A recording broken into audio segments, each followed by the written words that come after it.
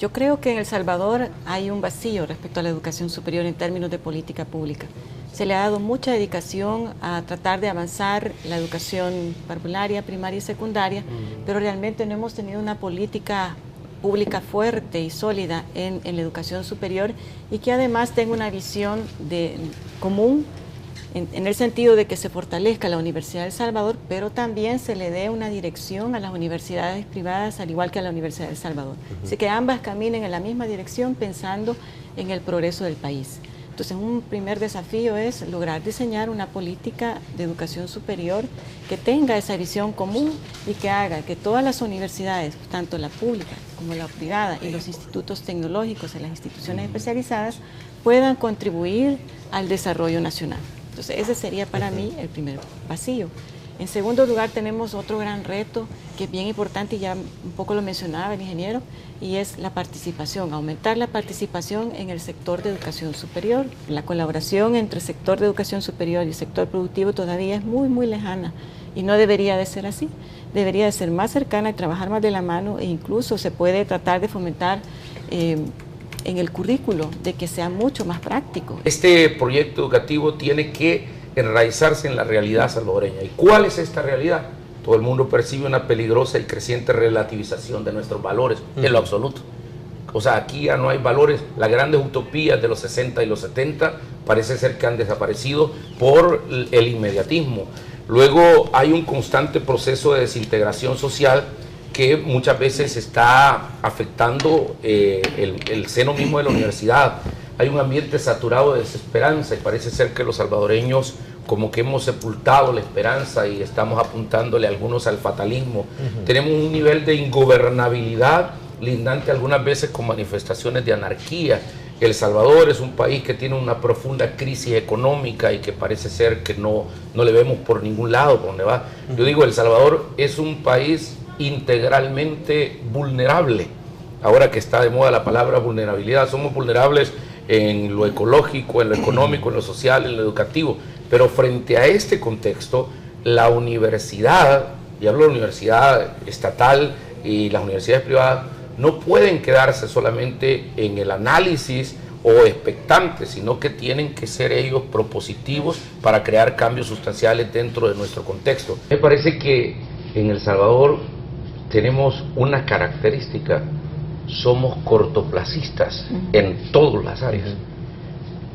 Pongamos el ejemplo de la vulnerabilidad de nuestros suelos y nuestra tierra.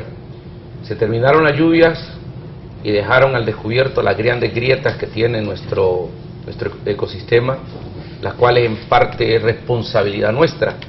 Pero el punto es que ahora parece ser que se olvidó todo y hay que rellenar los baches, arreglar unos puentes, y el próximo año te aseguro que vamos a estar en una situación igual. O sea, y solo llueve 10 días.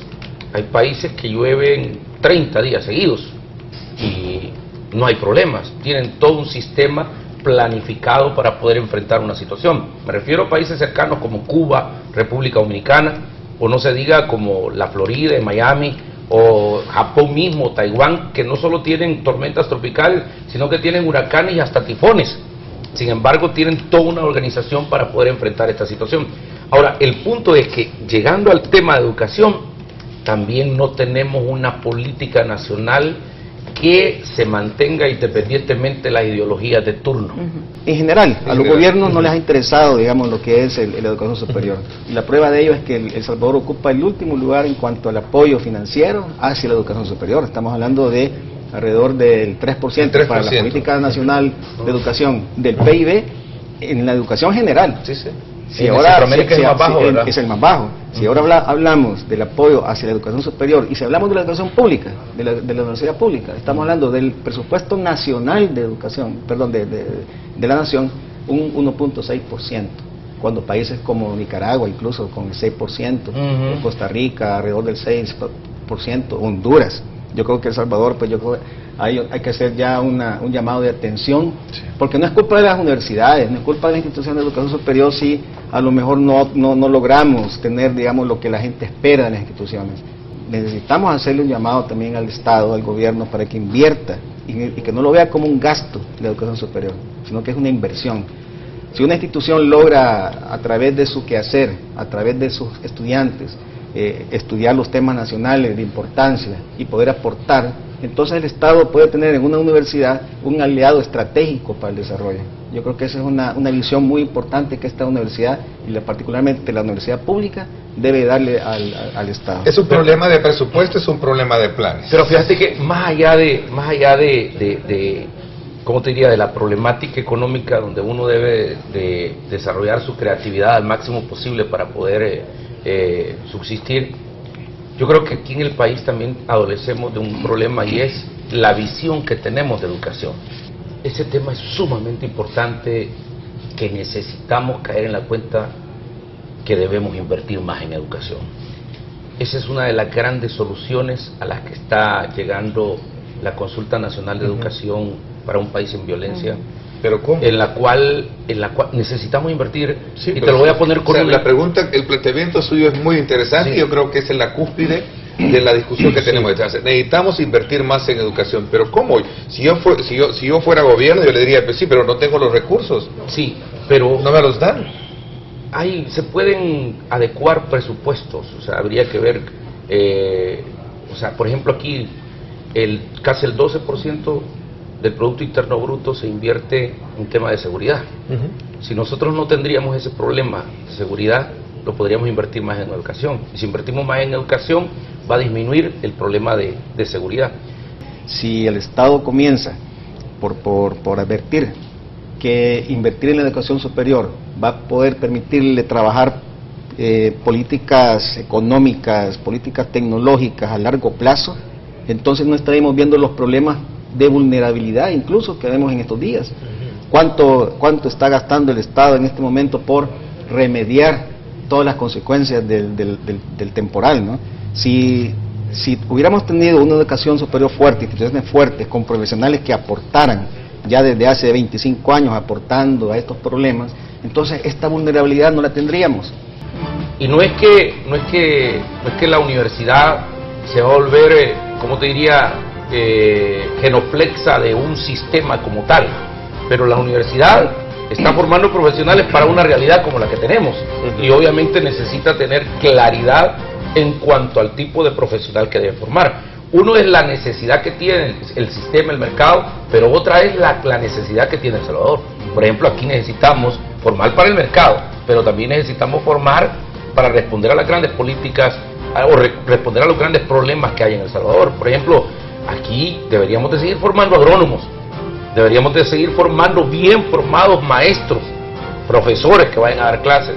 Ahora, el gran problema, que creo yo que necesitamos verlo también como una gran oportunidad, es que realmente a mí me parece, y tengo la ligera impresión, esto es subjetivo, de que los profesionales que están formando las diferentes universidades realmente no tienen un espacio donde desarrollarse. Yo he visto gente que con mucho sacrificio terminó doctorado en medicina, doctorado en cirugía dental, y con mucho respeto, pero están trabajando de visitadores médicos. Y no es malo el visitador médico, pero para el visitador médico debe haber un diplomado, un técnico que lo forme como visitador médico. O de repente tenemos todos estos 50.000 bachilleres, que 40.000 de ellos no podrán entrar a la universidad y tendrán que buscar trabajo, y van a ir a trabajar ganando el salario mínimo en cualquier cosa. O sea, es decir, no para el sueño para lo cual ellos fueron formados y educados. Yo escuché hace como unos años que en El Salvador hay como unos 20.000 abogados, yo no sé cuántos habrán ya. Entonces, 20.000 abogados. Por eso es que no va y de repente, claro, entonces de repente tenemos una demanda, una super oferta de abogados, y tenemos muy poca oportunidad. Y hay que decir algo, abogados muy mal formados. Y con grandes problemas, muchos de ellos vos los pones a redactar o los pones a hacer una nota, grandes errores de ortografía, y ni siquiera tienen la capacidad para poder redactar. Yo solamente quisiera añadir ahí a ese interrogante que tú planteabas, ¿no? ¿Profesionales para el mercado o profesionales para el desarrollo? Yo creo que esa debe ser la diferencia, digamos, en la cual la educación superior y las instituciones debemos trabajar de ahora en adelante. Formar profesionales para el desarrollo, ¿no? Y no para el mercado.